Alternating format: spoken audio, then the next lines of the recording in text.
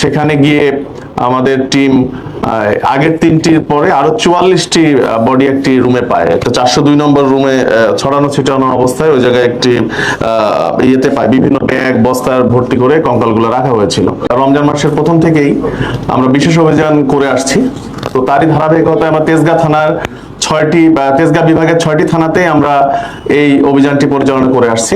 তো আমাদের তেজগাঁ থানার টিম গত 9 তারিখ রাতে তারা বিশেষ অভিযানের প্রস্তুতিকালে গোপন সংবাদের ভিত্তিতে জানতে পারে যে মণিপুরি পাড়ার একটি জায়গায় রাত তখন 1:45 বাজে, যে মণিপুরি পাড়ার একটি জায়গায় এইরকম যে মানবদেহের কঙ্কাল যেটি অবৈধভাবে যেটি কবর থেকে উত্তোলন করা হয়েছে এবং সেটিকে প্রসেস করে বিক্রির চেষ্টা করা হচ্ছে মণিপুরি পাড়ার একটি জায়গায়।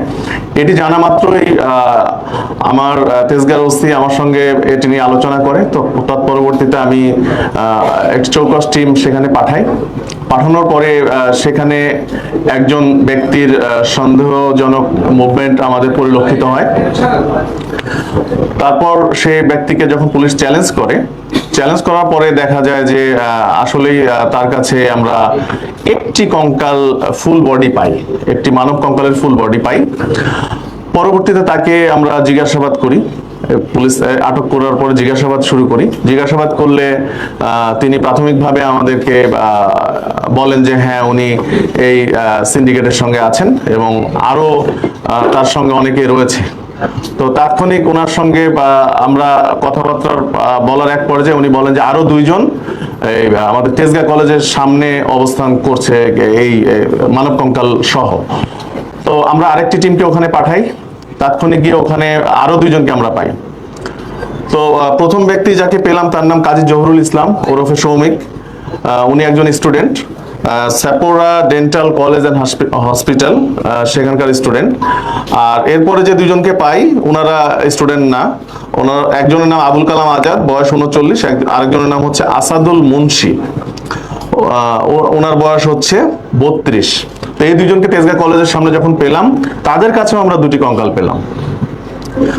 এই 3 জনকে আমরা নিয়ে এসে থানায় জিজ্ঞাসাবাদ শুরু করি। আমরা তখন বুঝলাম যে এটি একটি সংঘবদ্ধ চক্র এবং তারা হয়তো এটি দেশব্যাপী পরিচালনা করে আসছে।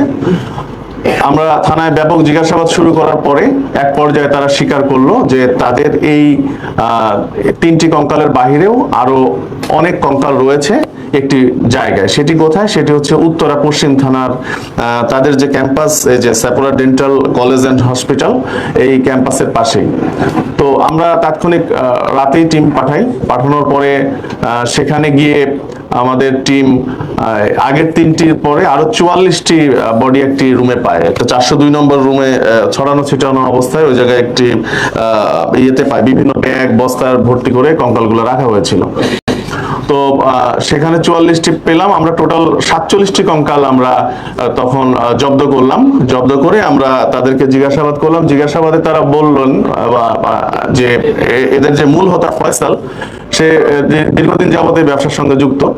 তাদের অনলাইনে তারা বোন সেলিং একটি গ্রুপ আছে, এই গ্রুপে তার 700 জন কর্মী তারা কাজ করে এবং গ্রুপ মেম্বার 20,000-এর মতো। আর এখানে যে ব্যক্তিটি আমরা আবুল কালাম আজাদকে পেয়েছিলাম তেজগাঁ কলেজের সামনে, তার পিসিপিআর দেখলাম তার নামে 21টি মামলা রয়েছে এবং উনি প্রথম যে মামলাটি 2009 সালে এই যে ধারাতে আজকে মামলা হলো, কবর থেকে কঙ্কাল চুরির যে ধারাটি, এই একই অভিযোগে অভিযুক্ত ছিলেন 2009 সালে। তার মানে এখন পর্যন্ত তার নামে আমরা টোটাল 21টি মামলা পেয়েছি এই কঙ্কাল চুরি সংক্রান্ত, ডাকাতির প্রস্তুতি, মাদক সহ আর অন্যান্য ধারায়।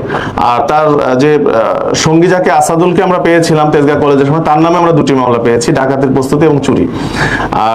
আর এই 2 স্টুডেন্ট যে 2 জনকে আমরা পেলাম তারা আমাদের কাছে স্বীকার করেছে যে তারা গত কয়েক বছর যাবতই এই কঙ্কাল যে অবৈধভাবে যে কবর থেকে উত্তোলনের পরে প্রসেস করে যে বিক্রি করার এই কাজের সঙ্গে তারা যুক্ত।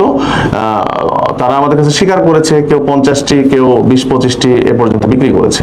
তাদের সাথে আরো অনেকে রয়েছে যারা কবর থেকে লাশগুলো উত্তোলন করে, প্লাস হচ্ছে তারা মেইনলি তারা ময়মনসিংহ বেল্টে কাজটি করে, গাজীপুর, ময়মনসিংহ, শেরপুর, জামালপুর এই বেল্টে কাজ করে।